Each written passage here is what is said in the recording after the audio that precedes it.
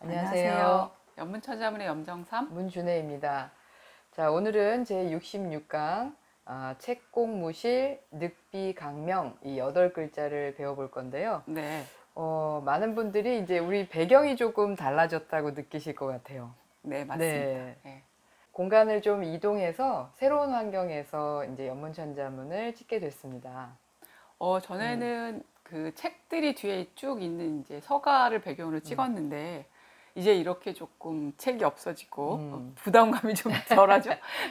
그리고 좀 밝고 화사한 환경으로 옮겨서 여러분들한테 보다 천자문을 알기 쉽게 설명드리도록 하겠습니다. 게다가 저희가 또 적극적으로 디지털화를 이루어서 그렇죠. 예전에는 눈치 못 채셨겠지만 저희는 종이로 오려가면서 막 이렇게 작업을 했었는데 이제는 이제 컴퓨터 화면으로 또 PPT에다가 직접 써가면서 이렇게 좀 발전된 기술을 이용해서 강의를 하려고 합니다. 네. 자, 그럼 오늘 이제 배우실 내용 글자에 이제 들어가도록 하겠습니다. 책공무실, 늑비강명 이 8글자인데 먼저 선생님께서 각각의 글자를 좀 설명을 해 주시죠. 네, 책공무실의 책자는 우리가 보통 꽤 혹은 뭐 어떤 것에 대해서 기획을 내다 할 때 이제 책을 쓰는데 우리 정책할 때도 이 책자 쓰죠. 그런 꽤 책자고요. 공은 공적, 공로 할 때 공자고요. 그 다음에 무자는 무성하다는 뜻의 무자고 실은 열매 실자입니다. 그리고 늑비강명이라고 하면 늑은 여기서는 굴레라고 하는 뜻이 본뜻인데 여기서는 색이다는 뜻으로 해석하셔야 돼요. 그래서 색일 늑자 그리고 비자는 비석비자, 각자도 역시 색인다는 뜻의 각자, 명자도 색일 명자입니다. 네, 그럼 간단하게 먼저 의미 구절 풀이를 좀 해주세요. 책공무실이라고 하면 책은 이제 우리가 꾀로 내고 있는 정책, 기획 이런 거죠.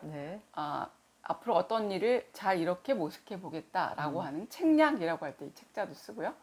그렇게 그 책략과 공적이 무성하고 실자는 꽉 차 있어야 된다. 그러니까 무성하고 충실해야만 한다 이런 뜻이죠.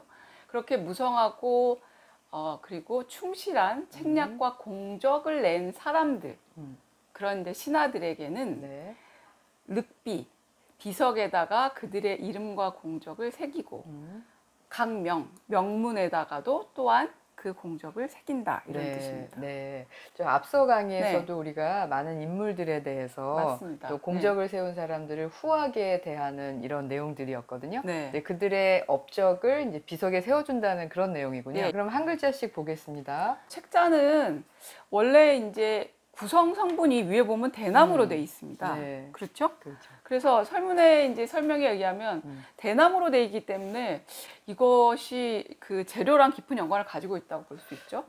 처음에 설문의 설명은 말을 부리는 채찍 같은 형태의 그런 도구였던 것 같아요. 그러니까 꾀나 뭐 이런 게 아니라 처음에는 대나무로 만든 채찍을 말채찍을 말하는 거였다는 거죠. 말에 채찍을 쓰는 경우는 말이 잘 달리도록 독려하는 경우니까 책자 자체는 말하자면 처음에는 무슨 일을 하기 위해서 막 이제 힘을 넣다 이런 뜻이었다가 그래서 말을 부리다 무언가를 시키다 이런 뜻이었다가 이게 대나무로 구성되어 있으니까 대나무를 써서 하는 행위 중에 점을 치는 일이 있어요. 이걸 가지고 점을 치는 숫자대로 계산해서 이제 뭐 기륭을 점치기 때문에 수를 헤아리다 이런 뜻도 가지고 있습니다. 또 하나는 이제 이 대나무로 구성이 되어 있는 책자는 우리가 현재 쓰고 있는 여러분이 이 책자 아시죠? 이 책자와 같이 혼용되는 글자였습니다. 그래서 원래 그런 것들을 책에다 기록한 서적이나 문헌도 이 책자를 쓰게 되었어요. 우리가 전국책이라고 하는 책이 있습니다. 그 책이 이 책자로 구성되어 있죠. 그렇군요. 그 다음 글자는 이제 공자인데요. 이 공자는 우리가 흔히 알고 있기로는 뭔가 공을 세우다 할 때 그럴 때 이제 쓰는 공자인데 이 공자는 원래 보시면 그 발음을 나타내는 부분하고 의미를 나타내는 부분의 합일 것 같이 보여요. 네, 그렇게 보이는데. 예, 그렇게 보이죠? 네, 왼쪽이 공자가 있으니까요. 네, 네. 그렇죠. 왼쪽에 공자이고 오른쪽에 힘 역자가 네. 있으니까 그래서 힘을 쓰는 일, 네. 힘을 써서 해낸 일을 뜻하는 글자처럼 보입니다. 그 우리가 공적할 때 공자의 왼쪽에 있는 공자는 이제 뒤에 천자문에서 나오겠지만 요 공자는 우리가 보통 장인, 기술자 이럴 때 이제 공자를 쓰죠.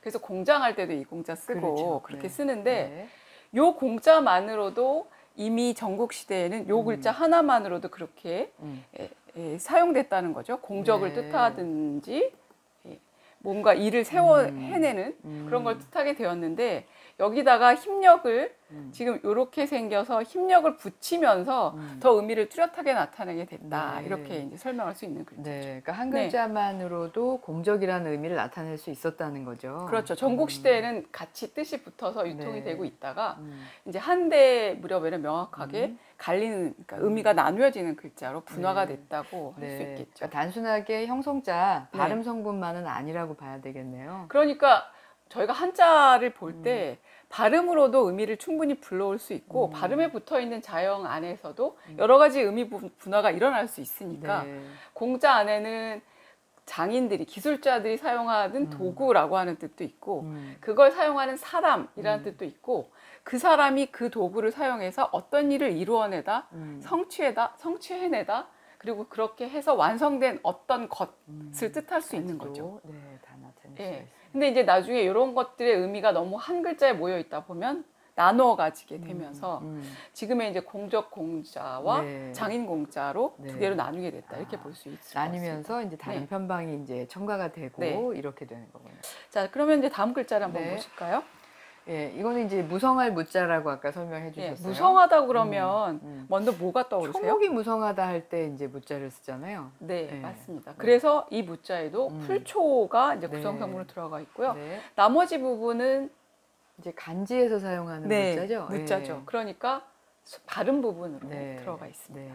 그러니까 형성자이고요. 자, 그 다음에 나오는 글자는 실자입니다. 네, 열매 실자인데요. 이게 좀 구조가 복잡한데 일단은 밑에 조개패가 있으니까 요거는 이제 재물이나 뭐 보화나 이런 것과 관계가 있다고 배웠잖아요. 예, 그 위에 있는 글자는 이제 집도 보이고 밭전자처럼 생긴 것도 보이고요. 설명을 좀 해주시죠. 열매 그러면 우리가 보통 초목에 달리는 이제 과실, 과실을 뜻하는데 요 실자는 밑에 조개가 있는 걸 보면 이 조개는 바다에서 나오는 건데 그렇죠? 조개 껍질이라든지 뭐 화폐로 유통됐던 그래서 초목과는 직접 관련이 없는 글자처럼 보입니다. 설문에도 뭐라고 설명이 돼 있냐면 실은 부야, 그러니까 이 부유하다 할 때 부자로 설명돼 있어요. 그러니까 부야라고 하는 건 뭐냐면 굉장히 그 집안에 값진 물건들이 많다는 거죠. 그 값진 물건의 대표는 바로 화폐로 상징되는 조개 껍질일 거고 그 조개 껍질들이 관자가 그 안에 들어가 있거든요. 꿰 관자가 밭전자가 아니라 밭전자에서 옆으로 이렇게 나와 있으니까 설문의 소전에 의하면 여기 부분에 해당되는데 옛날 글자로 가도 역시 똑같이 그 부분이 보입니다. 그러니까 이렇게 생긴 거죠. 이렇게 생긴 게 뭔가를 이렇게 꿰어 놓은 겁니다. 그러니까 집안에 화폐를 주렁주렁 꿰어서 해놓은 것이 아주 많이 가득 차 있는 엽전을 깨놓듯이 이렇게 꿰놨다는 얘기군요.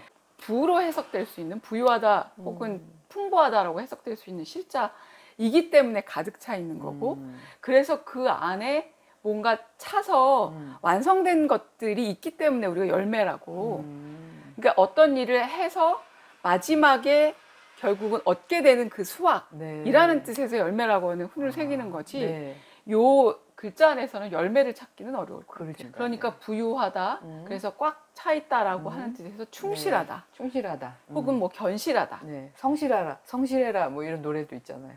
맞아요. 혹은 뭐 진실하다 이럴 때 이제 실자를 사용하게 되죠.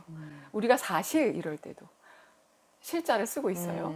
이게 실제로 완전히 눈에 보여서 드러나는 그것 쉴 때 이제 시를 쓰게 되는 거죠. 네.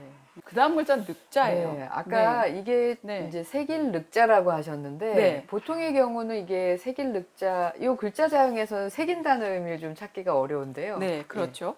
그러면 혹시 발음 성분은 뭔지 발음 성분을 저는 한 번에 찾아지진 않는데 네. 왼쪽에 있는 게 이게 혁이고요. 네. 오른쪽에 있는 게 력이니까 네. 이게 둘 다 좀 연결이 되는 것 같아요. 네. 혁도 그냥 마음을 넓게 아주 넓게 해서 보면은 혁 발음 얘기하다 보면 정말 발음이 네. 마음을 넓히셔야 되는 것 같아요. 받침 부분이 이제 동일하고요. 력은 오히려 자음성 초성하고 종성이 오히려 또 같으니까 이게 발음 성분인가 싶기도 하고요. 형성자로 설명하고 있는데요. 발음 성분은 력입니다. 아, 네. 네, 력이에요. 그런데 여기서 무슨 이야기를 하고 있냐면 그럼 왜 가죽이라고 하는 성분이 그렇죠. 가죽 혁자잖아요. 네네. 가죽이라고 하는 성분이 이 글자의 주요 의미 성분이 되는지 설명을 조금 가볼게요. 원래 이 륵은 말의 입에 물리는 제갈에 달려있는 끈이었답니다. 아, 그걸 가죽으로 만들었나 보죠?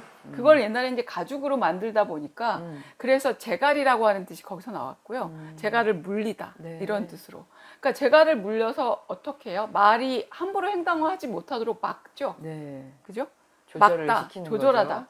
이런 뜻을 가지게 되는 글자로 점차 이제 의미가 확대되게 된 거죠.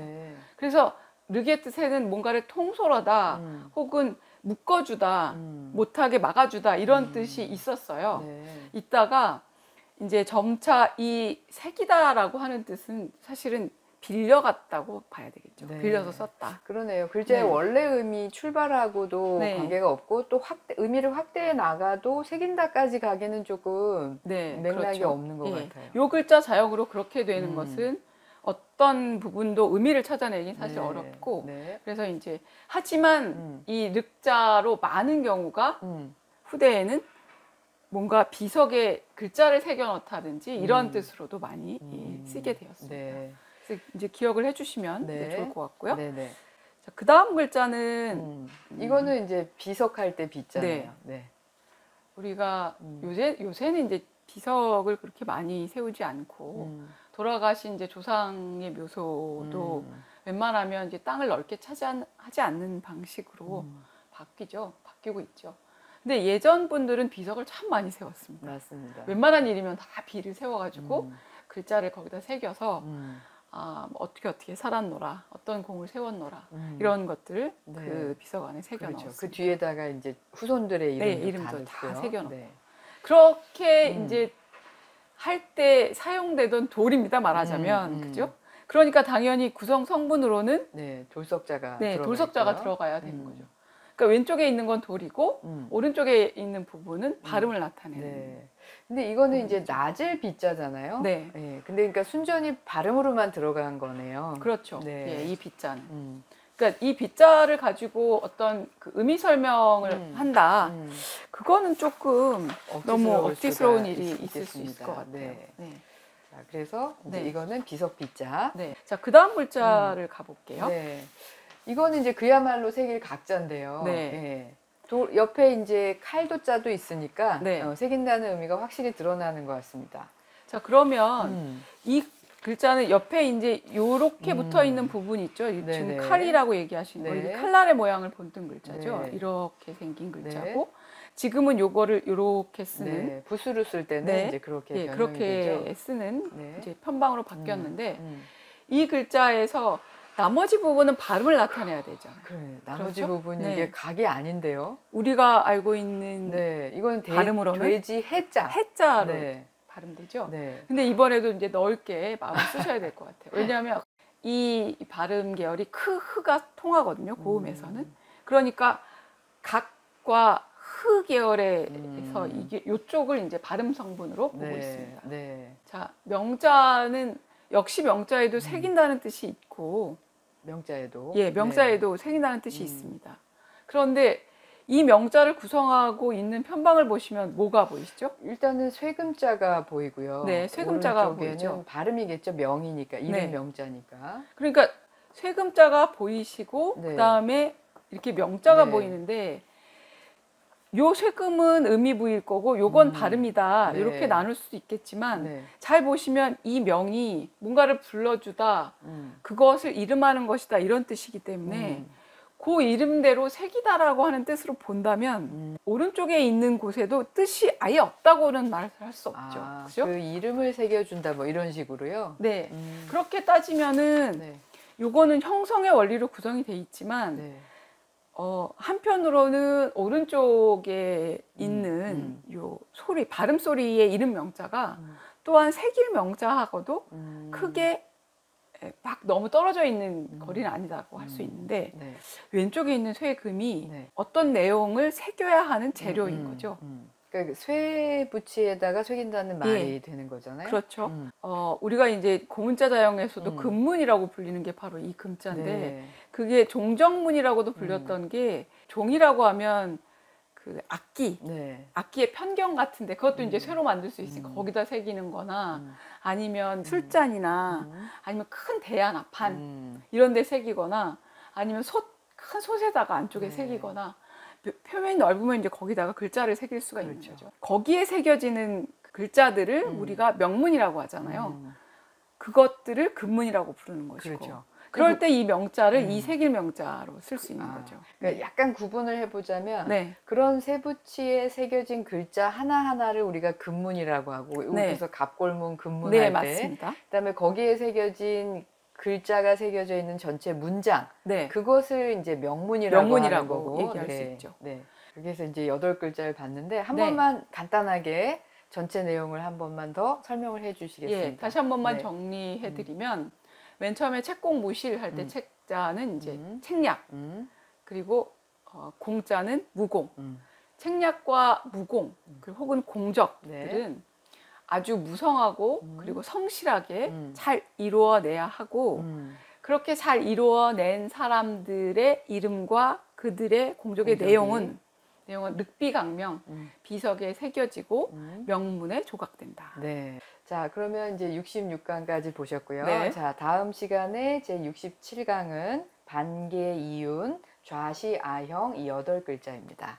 다음 시간에 아주 구체적인 인물이 나오는 네, 거죠? 그렇습니다. 네, 그렇군요. 네. 네. 자, 그러면 오늘 강의는 여기까지 하겠습니다. 감사합니다.